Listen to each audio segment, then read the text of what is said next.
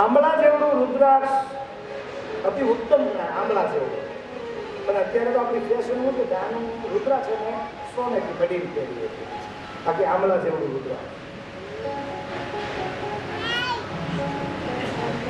મોટું રુદ્રાક્ષ અને કાંટા વાળું રુદ્રાક્ષ અતિ મંગલ કહેવાય, મોક્ષ ફળ આપેલું આપનારું. હે મુનિઓ, યમરાજાએ પોતાના દૂતોને આદેશ આપેલો કે જેના શરીર ઉપર રુદ્રાક્ષ હોય એને તમારે ક્યારે અડવું. જેના શરીર ઉપર રુદ્રાક્ષ હોય, તમે વિચાર કરો રુદ્રાક્ષનું મહત્વ કેટલું. એક મુખી રુદ્રાક્ષ, એને ભગવાન સાક્ષાત શિવનું સ્વરૂપ ગણવામાં આવે.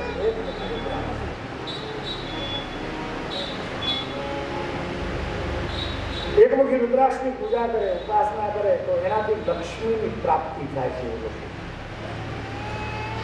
અને ગળામાં ધારણ કરે ને એ માણસ ક્યારેય ગરીબ રહેતો નથી.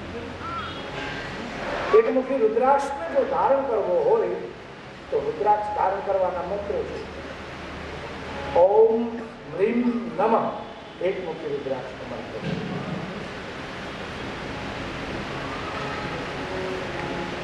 દરેક જે તમારે રુદ્રાક્ષ પહેરવો હોય તેને આપણે જે આખી પદ્ધતિ છે. બે મુખને હરગૌરી રુદ્રાક્ષ કીધો, જ્યાં શિવ અને શક્તિ બંનેની વાત.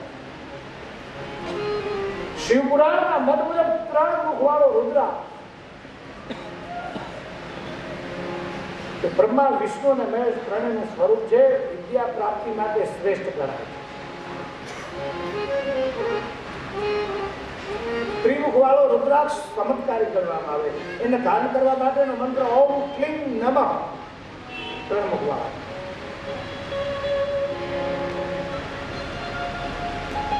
4 મુખ વાળો રુદ્રાક્ષ બ્રહ્માનું સ્વરૂપ છે. બ્રહ્માને 4 મુખ છે. આપણે લગ્ન થાય ત્યારે માણેક સ્તંભ રૂપે, આ બાજુ રૂપે માણેક સ્તંભ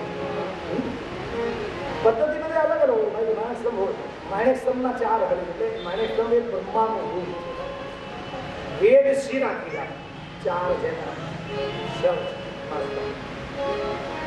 લગ્નમાં બ્રહ્માનું સ્થાપન થાય છે. માણેક સ્તંભ હે બ્રહ્મા, લગ્ન થાય છે એ વરઘોડિયાના અંગો ઉપાંગોનું અવયવોનું તમે રક્ષણ કરો.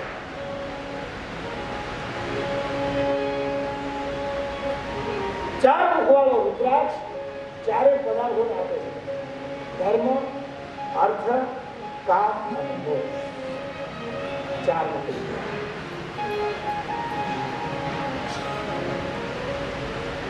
ધર્મ, અર્થ, કામ અને મોક્ષ 4 પદાર્થો છે. ઓમ હ્રીમ નમઃ 4 મુખ રુદ્રાક્ષ ધારણ કરવાનો મંત્ર છે. 4 મુખ વાળો.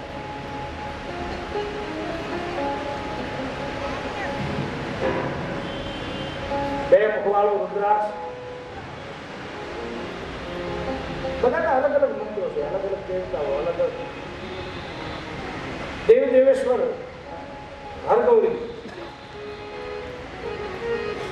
આ મંત્ર ધારણ કરવાથી, આ રુદ્રાક્ષ ધારણ કરવાથી તમામ પ્રકારની મનોકામના સિદ્ધ થાય.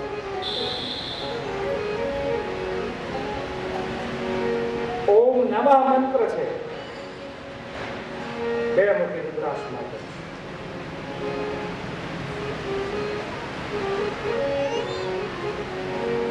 ચૌદ મુખ સુધીના રુદ્રાક્ષ છે. ત્યારે અમુક શાસ્ત્રોમાં 21 મુખ સુધીની વાત.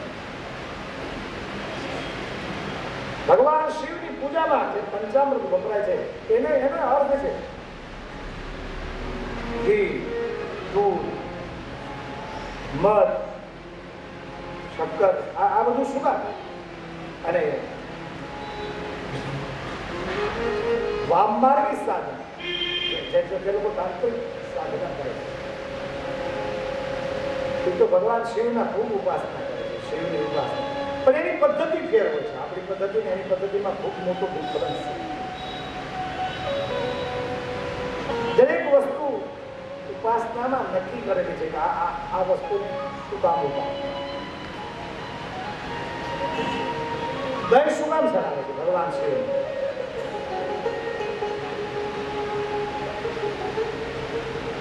ભગવાન શિવનું જે દહીંથી પૂજન કરે છે એનો સ્વભાવ ગંભીર બને, દરેક કાર્યોમાં એને સફળતા મળે. જે દહીં સ્વીકાર વાળો પદાર્થ ચંદન એ ભગવાન શિવના લિંગ ઉપર ચડાવવાથી આપણું વ્યક્તિત્વ નિખાર લાવે. ચંદન આકર્ષણ બને.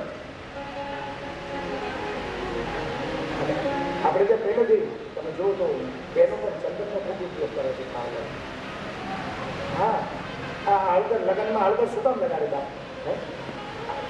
હલ્દી લગાવે કે નહીં? આ બાજુ હલ્દીનો રિવાજ છે બધી હળદર લગાવે. હવે તો હું સેજ લગાડે ને ચાલુ.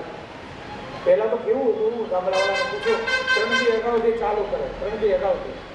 બજારે બેઠો હોય ને મૂર્તિઓ શિવલાલભાઈ, ત્યાં બેન બનવાવે, ભાઈ આજ ભાઈએ કીધું છે પીઠી છોડવી, એ શાંતિ પીઠી છોડે. બોલો ભાઈ પીઓ, બેન બધા આખો પીઓ, રેડ પીઓ. તમે બધું જોયું નથી. એ હળદર મને લગાડે, બીજાને જે સમજાવવું હોય મને સમજાવવું તમને.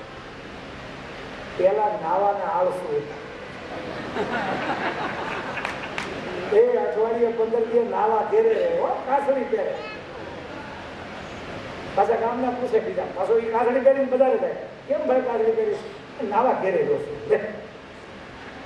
એમાં બપોર સુધી પહેરી જાય ને, બપોર નવી જાય ને તો હવે કાચ વળી ગયા, હવે નથી નાવું, પાછો ઉગડા પહેરી. એટલી ભયાનક આળસ, આળસ સિવાય કાંઈ નહોતું, કાંઈ નહોતું. એટલે મેલ કેટલો ચડી ગયો હોય એ મેલ કાઢવાનો એક જ ઉપાય હલ્દી નિખાર લાગતા. એ હળદર લગાવે ને એટલે ગમે એવો જૂનો મેલ કાપી નાખે. અને અમે તમે જોજો વરાજો કરો ને એ બે દીધો એવો રૂડો લાગે, આપણે જોઈ મળવા આવું તો નહોતું ત્યાં કાપવું. તો પાર્લરમાં રેલ હોય તો મોઢે મૂકી દે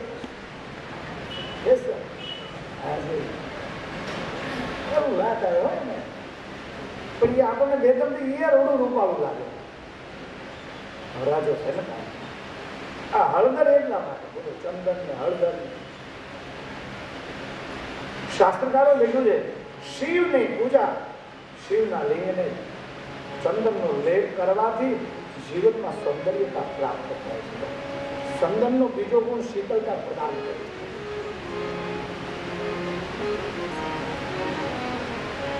મંત્રોચ્ચાર સાથે શુદ્ધ જળનો અભિષેક કરવાથી, ગંગા જળનો, નર્મદાના જળનો ભગવાન શિવને જે અભિષેક કરે ને એના જીવનમાં શાંત સુખ પ્રાપ્ત થાય. શાંતિ અને સુખ ભગવાન શિવ એના જીવનમાં સુખ અને શાંતિ પ્રદાન કરે. શિવલિંગ ઉપર ઘીનો અભિષેક કરવાથી શારીરિક નબળાઈઓ દૂર થાય એવું લખ્યું છે શાસ્ત્રોમાં. શારીરિક શક્તિઓ વધે. ભગવાન શિવના લિંગ ઉપર અત્તર ચડાવવાથી ખરાબ વિચારોમાંથી મુક્તિ મળે. આપણે જે ખરાબ વિચારો કરીએ એનાથી ખરાબ વિચારો નષ્ટ પામે.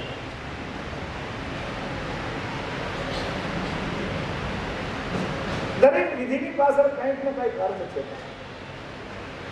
પણ એક વાત સૌથી મહત્વની કે તમે પૂરા ભાવ અને પ્રેમથી ભગવાન શિવનો અભિષેક કરો ને પછી તમારી પાસે જે અવેલેબલ હોય, એવું નથી કે હાથ લાવવું.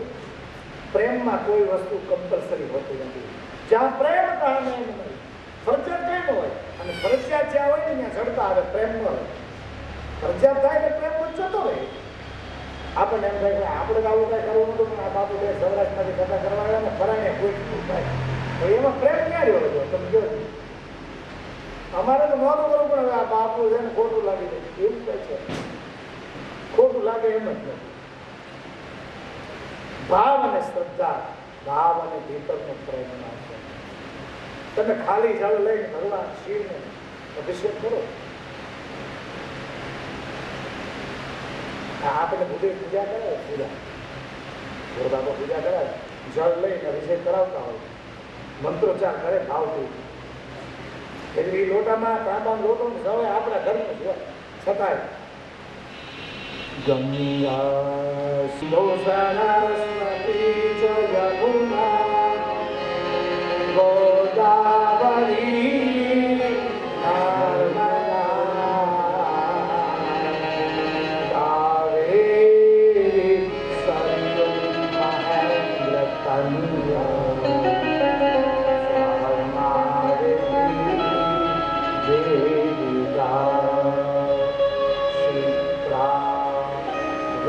પ્રવતિ મહાસુર નદી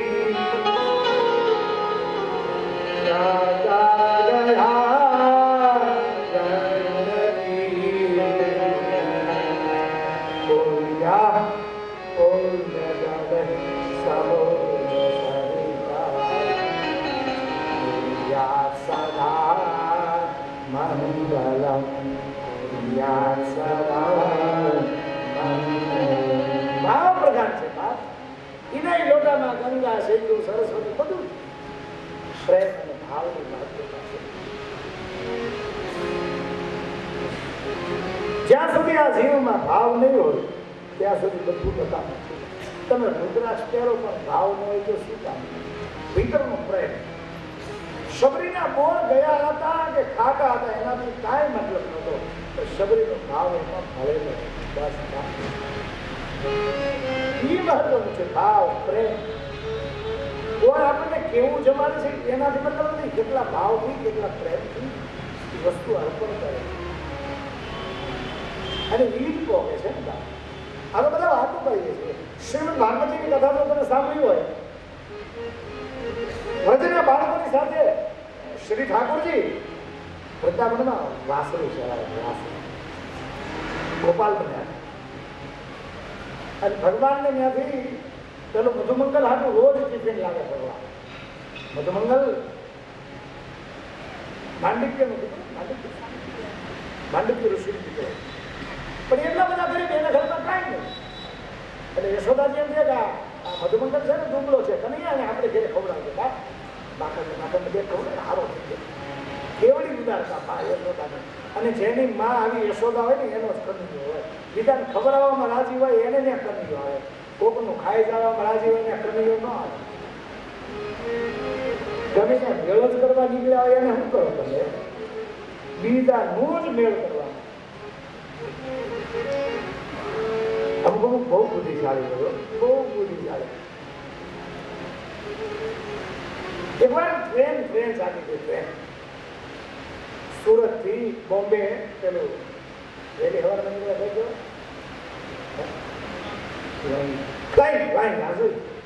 એમાં બધા સારા અપડાઉન વાળા છે. અપડાઉન વાળા અને અપડાઉન વાળાના ડબ્બામાં તમે ચડી જાવ ને આપણી ઘટણે બિહારી દે એવું યોજના છે ટ્રેનમાં અપડાઉન કરવી. એમાં એક વૃદ્ધ બાપા ગામડાના દેશી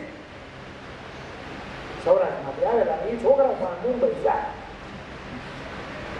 એ બાપા ફ્લાઇંગ ના ડબ્બામાં ચડી ગયા સુરત કહેવાય. તો ખિસ્સામાં જાજા પૈસા નહીં. ખીજાય કીધેલું ને ગઠિયા હોય ખીચા કાપડું હોય એટલે બાપા પાસે જાજા પૈસા દેશી કપડાં પહેરેલા. અપડાઉન વાળા છોકરાઓ વિદ્યાર્થીઓના ડબ્બામાં ચડી ગયા. હવે વિદ્યાર્થીઓને આ રમત થઈ ગઈ. દાદાને બધા હેરાન કરવા, કોમેન્ટ કરવા, બધા મસ્કરી કરવા. યંગ બ્લડ ને બધું યંગ જનરેશન. અને આ દાદા જનરેશન ગેપ તો હોય. દાદા કે ભાઈ હું ભૂલમાં ડબ્બામાં ચડી ગયો છું, તમે મને હેરાન કરો. બોલે નહીં દાદા, તમે તો માંડે મારા હાથમાં આવ્યા. તમે અમારી યારે જોક્સ રમો, ઉખાણા રમીએ. દાદા કે ભાઈ મારું કામ નહીં. હું માણસ ગામડામાંથી આવું. છોકરાઓને પેલો એવો અમે ભણેલા હવે ઇંગ્લિશ મીડિયમમાં કોમ્પ્યુટર એન્જિનિયરિંગ આવું બધું ભણેલા છોકરા. નહીં દાદા તમારે અમારી સાથે ઉખાણા નાખવા જ પડશે, ગેમ રમવી જ પડશે. દાદા કે પણ મને ન આવડે ભાઈ. એ કે કાંઈ વાંધો નહીં, પહેલું તમારે બોલવાનું. તમારો જવાબ અમે ના આપીએ છીએ તો અમે હારી જઈએ. 5 રૂપિયાની શર્ત. દાદા કે કાંઈ નહીં ભાઈ ના જ મારી પાસે 5 રૂપિયા છે. ત્યાં ઉતરી રિક્ષાનું ભાડું છે મારી પાસે, વધારેના પૈસા નથી. બોલે નહીં 5 રૂપિયા તો રમવું જ પડશે. છોકરા વણાયેલા ગયા. દાદા કે ભાઈ મને રહેવા દો ને યાર, હું ગામડાનો દેશી માણસ, મને ના આવડે. નહીં આપકો અમારે સાથ ખેલના જ પડે ના, વરના ઉતર જાઓ અમારે ડબ્બા. દાદા બિચારા ભોળા ક્યાં છે? પરાણે ફીટ કર્યું. દાદા કે પહેલો પ્રશ્ન તમારો, હાલો તમે અમને પૂછો અમે જવાબ દેશું. દાદા કે પણ હા બોલો બોલો બોલો બોલો. દાદાએ કીધું તો હું જે પ્રશ્ન કરું એને જવાબ આપી દેશો? બોલે હા. નહીં આપી આપો તો એ તો તમારા 5 ને અમારા 10. ઈગો હતો ને એનો ઈગો. તમારા 5 અમારા 10. એટલે દાદાએ એને કીધું તમે પ્રશ્ન કરો. એટલે દાદાએ કીધું કે ભાઈ મને પ્રશ્ન ન આવડે પણ હું તમને કહું એમ તમે કરી દો, કરી દેજો. શું કે આમ હાથ કરીને આપણા મોઢાથી આ કોણી ઉપર બટકું ભરી દેવા. દાદાએ શું કીધું?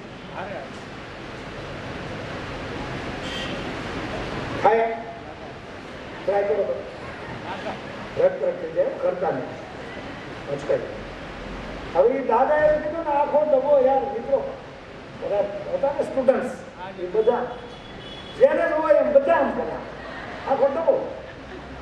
દાદાએ ધંધે ચડાવી દીધા બધા.